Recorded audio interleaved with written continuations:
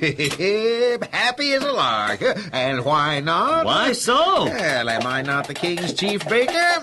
What more could I ask or want? Huh. Open in the name of His Majesty, King Pharaoh. It sounds like a soldier. Yeah. Wonder what he wants here. Open, do you hear? Open in the name of His Majesty, Pharaoh, King of Egypt. Just a minute. Have you done something to offend His Majesty the King? No, I haven't done a thing. But we'd better open the door before he breaks it down. Yeah. Coming! How do you do, officer? I'm looking for the butler and the baker. What have they done? He's the butler. He's the baker. And in the name of His Majesty, King of all Egypt, I arrest you both. Corporal, chain them.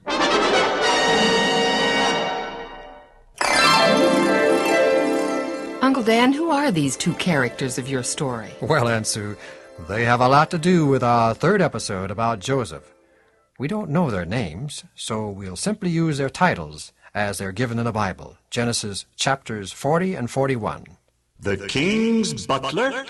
And the king's baker.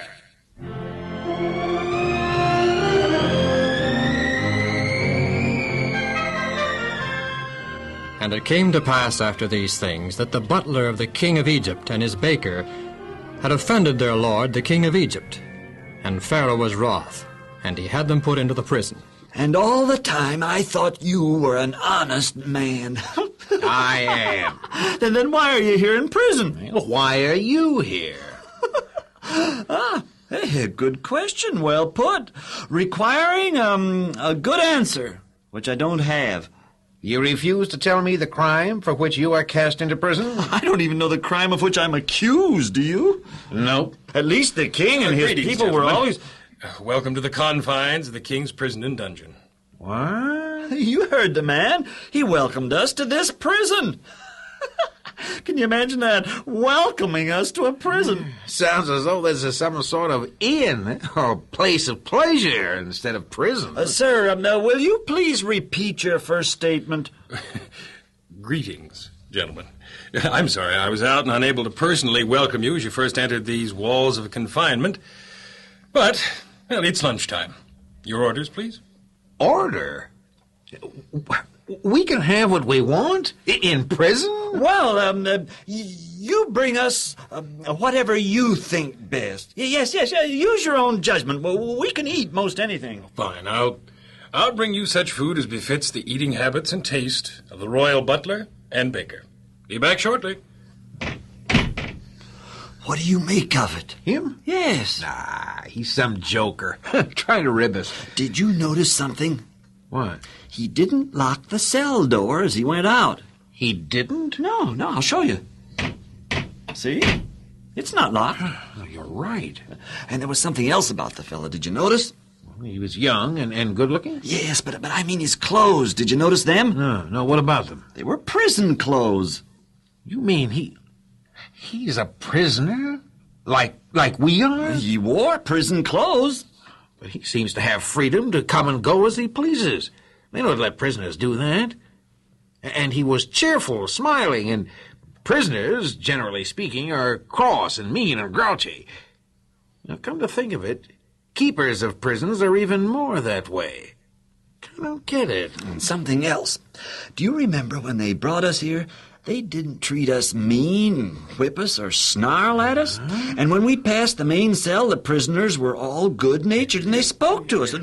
They were cheerful. Yeah. I tell you, there's something mighty mysterious about all this. What? I don't know, but I intend to find out. All we have to do is lay low, watch, and listen. We'll find out. Yes.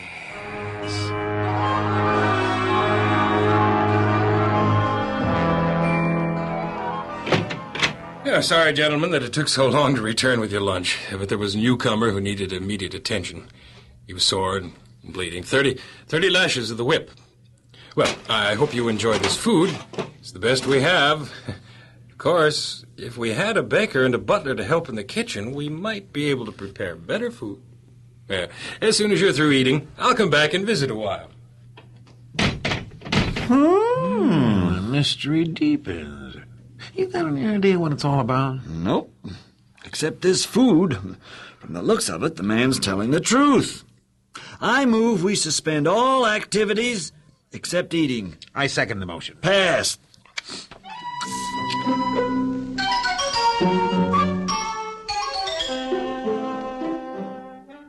May I come in? The door's unlocked.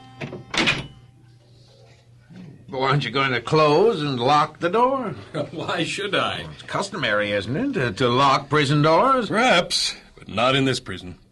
May I sit down? Help yourself. You would anyway. Oh, thank you. Say, why so polite? After all, we're prisoners, criminals, social outcasts with no influence at all upon the affairs of nations or people. Yet here we are being treated with respect and consideration. Why? You're human beings. We're prisoners. So am I. You're a prisoner? Here? I am. But I've been assigned to a job in the prison. The well-being of fellow prisoners. Wow. You mean you are responsible for all this? Clean beds, good food, and this atmosphere of cheerfulness? With the kind consent of the keeper, yes. But why? The keeper of this prison, if I remember correctly, is noted for his brutality. Then suddenly, all of this. Why? He finds that contented prisoners makes for a better prison. Fewer men try to escape, less violence. Well, all in all, the keeper finds it expedient and wise to run the prison as it is now. Well, I can see why. And I think I'm going to find this prison not a bad place to be.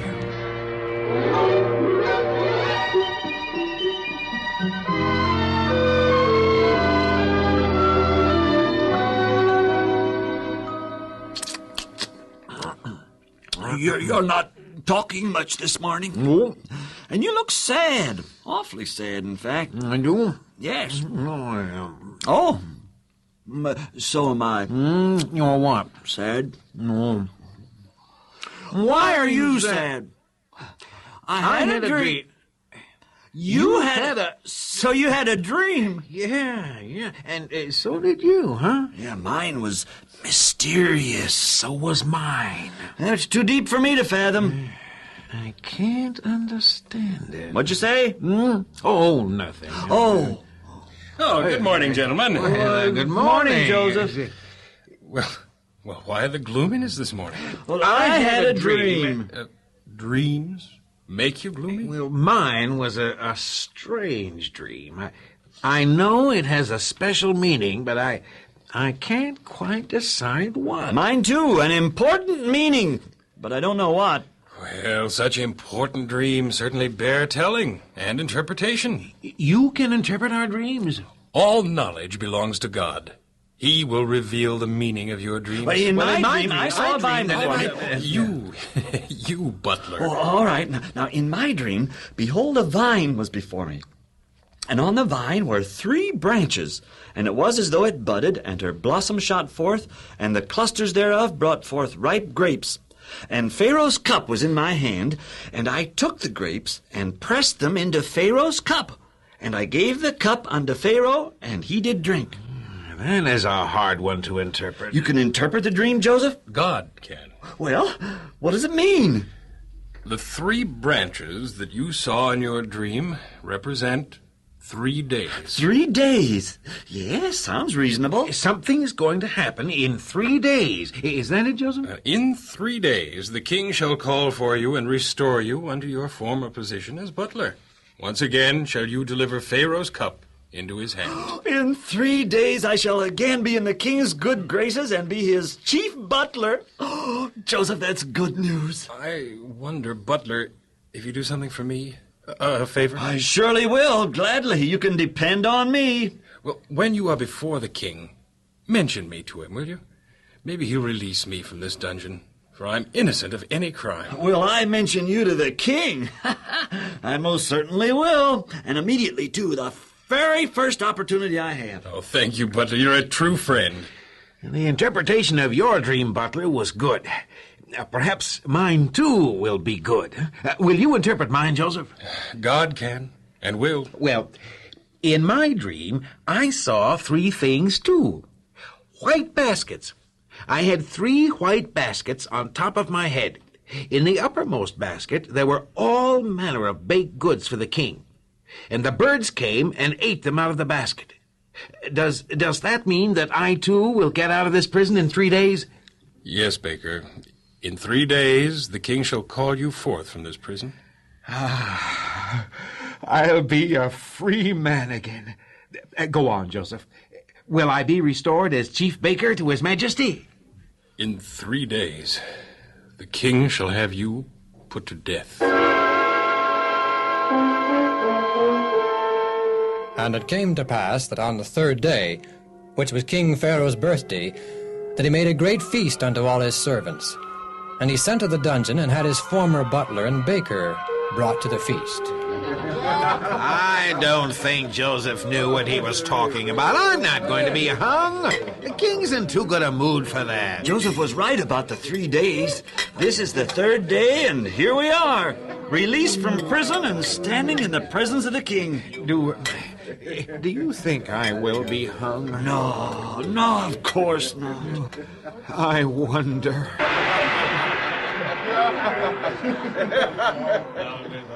His Majesty, great and mighty monarch of all Egypt, son of the gods, benefactor of mankind, wishes to make a special announcement. Once each year, I give a feast in honor of all my servants and officers. Once each year, I promote certain officers and demote others. This year I shall deal with 2 of my servants who in the past have displeased me. Butler, step forward. Long live the king! Take this cup.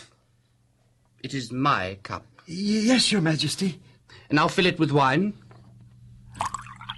Put the cup to your lips and taste the wine. Thus, Butler, once again you are my cup-bearer and butler. I hereby restore you to your former position of chief butler. Thank you, Your Majesty. As usual on such occasions, I offer you the fulfillment of one wish. What is your wish?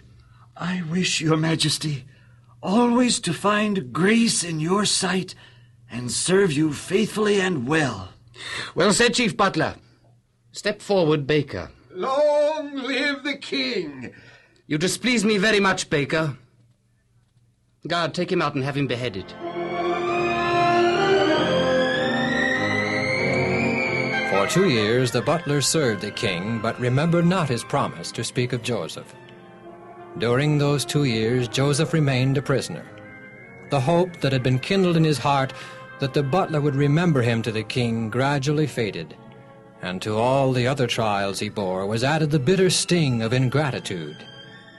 But the God of heaven had not forgotten his servant Joseph in that lonely prison in Egypt.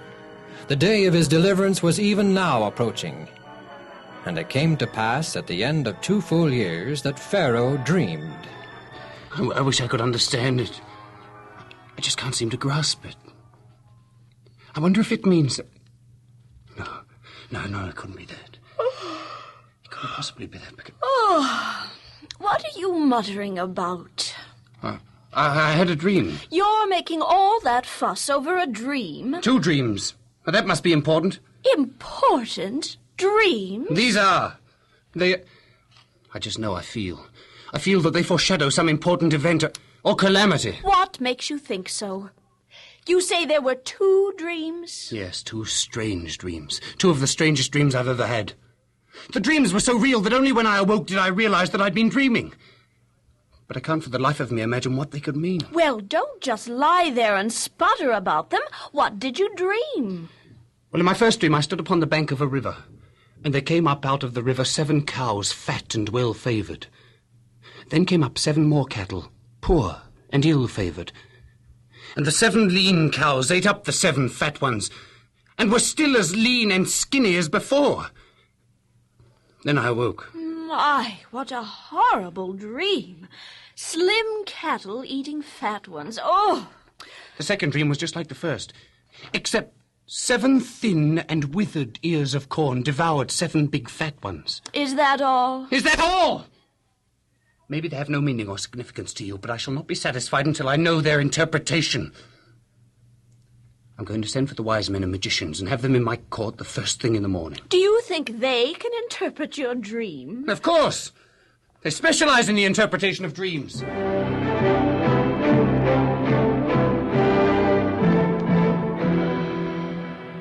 You have heard my dreams, gentlemen. Now tell me, what do they mean? Magicians, you heard me. Well, relate my dreams. Yes, Your Majesty. Wise men, you too heard me. Now relate my dreams. Yes, Your Majesty. Well, tell me, what do they mean? Well, what are you waiting for?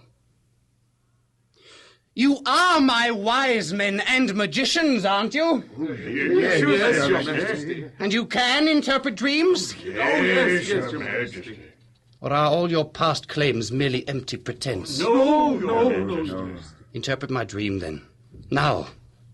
Immediately. Your Majesty, we are mere men, humbly subservient to His Majesty's divine intelligence and power. You claim to be wise men. Magicians. Our power of revelation and insight is controlled by the gods. And the gods seem to have seen fit to keep the meaning of His Majesty's dreams a secret, even from us. You can't interpret my dreams. That's what you're trying to tell me. Well, the gods have not revealed it to us, Your Majesty. Then do something to win the favor of the gods so they will reveal it to you. Yes, Your Majesty. Right now. Yes, Your Majesty. If His Majesty will permit us to withdraw, we shall go immediately to the various temples and offer appropriate sacrifices. By high noon, we should have an answer to the king's perplexity. See that you do. Request for withdrawal granted.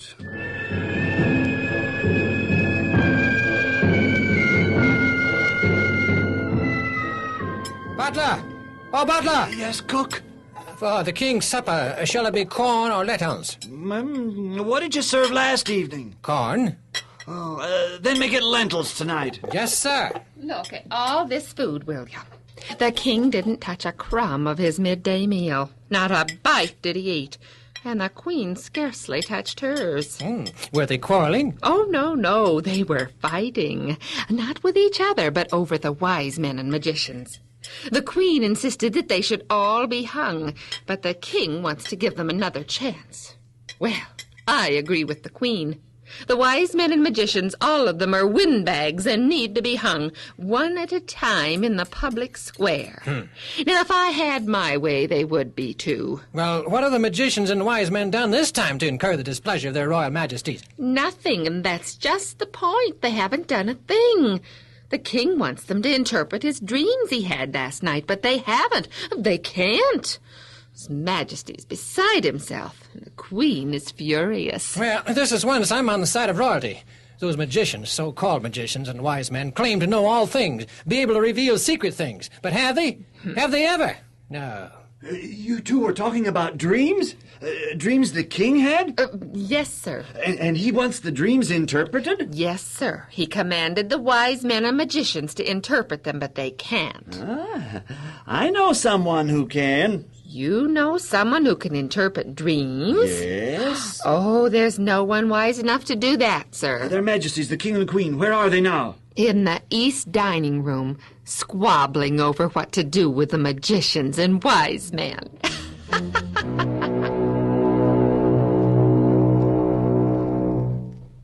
But the magicians and wise men lied to you. They've been lying to you all along. They don't any more know the secrets of nature and the gods than I do. Of themselves, they don't. No. But the gods reveal the secrets to them. What gods? Our gods. Idols of wood and stone know and reveal secrets. Such idiotic absurdity is for fools and for the general masses of people. Perhaps they believe such tales, but I am the queen, remember? I know that the power and might of idols is a mere fallacy, created by the priest, with royal sanction, for the express purpose of gaining the obedience of the people through fear and deception. Clever? Effective? Yes, but don't try it on me. But dreams do have special significance. Who is to reveal their secrets if not the gods? Your Majesty? Lady Butler, we're busy right now. If it please the king, I have some information relative to your dreams, Your Majesty. Information? Yes, Your Majesty. I know of a man who can reveal the meaning of your dreams, Your Majesty. Who? His name is Joseph, Your Majesty. Is he a wise man? Magician? Who is he? He's a slave, Your Majesty. A slave? Here in the palace? No, Your Majesty. Where then? Well, right now, Your Majesty, he isn't a slave anywhere. He's serving time in the dungeon. A criminal as well as a slave? He's not a criminal. He's in the dungeon? Yes, sir, but he's no criminal. He's an honest man, truthful, gifted, loyal, of high intellect and morals. How do you know all these things about a man serving time in the prison? I served time in that same prison. If His Majesty will recall, it was only 2 years ago at His Majesty's birthday feast that I was released from the dungeon and restored to my position as chief butler. Yes, I remember. But while there in the prison, I dreamed a dream. I told the dream to this Joseph, and he interpreted it. Said that in 3 days I would be released and restored to the position of chief butler. And it happened exactly as Joseph said it would. That sounds encouraging. But No, I just couldn't. A king seeking the help of a criminal. It wouldn't be right. But Joseph is not a criminal, Your Majesty. Then why is he in the dungeon? He was falsely accused of a crime he did not commit, Your Majesty. And I have kept him there. My selfishness, forgetfulness, ingratitude. If he is such a brilliant man, how is it that he is not an officer in my court, instead of a slave? He's not an Egyptian, Your Majesty. Huh? He's from the land of Canaan, and he's a very young man. He was sold into Egypt as a slave. Perhaps I should send for him. Give him an opportunity to interpret my dreams. I'll personally send for him, Your Majesty. See that he's properly dressed and instructed to appear before royalty, Your Majesty. Yes, do that, butler.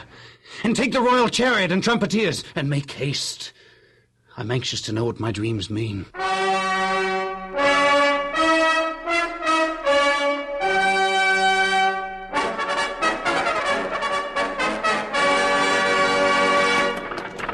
Clear the way! The royal chariot approaches!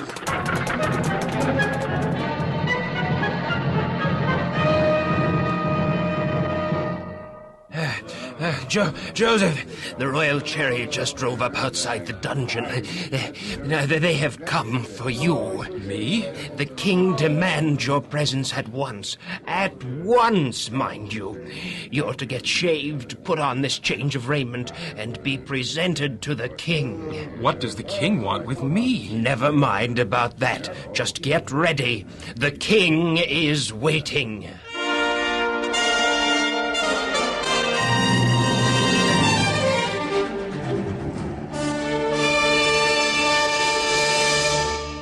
Long live the king! You are Joseph? Yes, Your Majesty. You're from the land of Canaan? Yes, Your Majesty. I've heard that you can interpret dreams. Such power is not within me, Your Majesty. The God whom I serve, he alone can explain these mysteries. We'll see. In my dream, I stood upon the bank of a river, and there came out of the river 7 cattle, fat-fleshed and well-favored, and they fed in a meadow. And behold, 7 other cattle came up after them, poor and very ill-favored and lean-fleshed, such as I've never seen in all the land of Egypt for badness. And the lean and ill-favored cattle did eat up the 7 fat cattle. And when they'd eaten them, they were still as ill-favored and lean-fleshed as before. Then I awoke. When I went back to sleep, behold, I had another dream. It was like unto the first, except 7 lean and withered ears of corn ate up and devoured 7 fat ears. Then I awoke for the second time, and I was troubled in mind to know the meaning of the dreams. I told them to my magicians and wise men, but they couldn't interpret them. Can you? O Pharaoh, king of Egypt, know that no interpretation belongs to man, but to God. He will give Pharaoh an answer of peace. O king, thy dreams are as one. In thy dreams the God of heaven has shown the king what he is about to do. The 7 good cattle are 7 years. So are the 7 good ears of corn. 7 cattle, 7 ears. Why didn't I think of that? And the 7 lean cattle and 7 withered ears of corn are also 7 years. And the thing that God is about to do is this. There shall be 7 years of plenty throughout the land of Egypt, but behold, there shall arise after them 7 years of famine. And all the plenty of the first 7 years shall be forgotten, and the famine shall be very grievous, and consume the land. I do believe you're right, Joseph. It certainly sounds reasonable. O king, because you dreamed 2 dreams, the thing is established by God, and he shall shortly bring it to pass. Now therefore, let Pharaoh look and discover a man discreet and wise, and set him over the land of Egypt. Let him appoint officers over the land, and take up a 5th part of the land during the 7 plenteous years. Let them gather all the food of these good years, and lay up corn under the hand of Pharaoh, and let them keep food in the cities. And that food shall be for store to the land against the 7 years of famine, which shall be in the land of Egypt, that the people perish not through the famine.